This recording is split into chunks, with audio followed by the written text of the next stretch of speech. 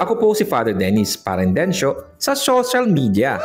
Tara, magkwentuhan tayo. Sa araw na ito, umaga-umaga, larga na. Saan po tayo pupunta? Papunta po tayo sa isang barangay, sa Barangay Viga, sa elementary school nila.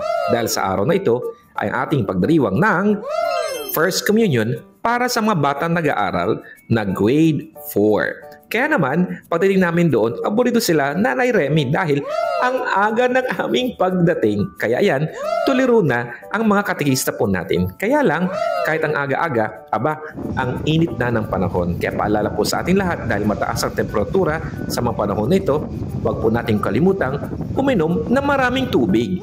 At sa bandang hapon, dumiretso naman po kami sa barangay na Matukan dahil sa araw na po ito ay kanilang pagdiriwang ng kanilang barangay fiesta. At ang araw na ito ay ang kanilang misang pasasalamat bilang isang komunidad ng isang barangay dito sa kanila. At syempre pagkatapos ng misa, mesa. Kasama ko sina lolo at lola na kumain pagkatapos ng misa. Kaya naman, tuwang-tuwa naman sila.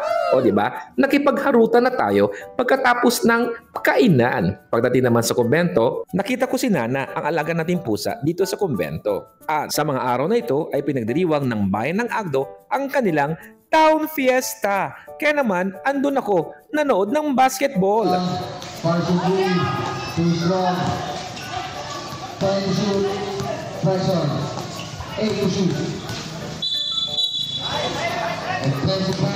Sa bandang plaza naman nila ay merong practice ng Little Miss Agno dahil bukas ang kanilang huling gabing kompetisyon. Kaya naman, nood naman tayo. Sa kakaikot ko, nagutom ako. Kaya kumain ako dito sa Sweets and Spices. Napakasarap ang tinda nila. Meron silang soft tacos, overload nachos at syempre ang hotdog con carne.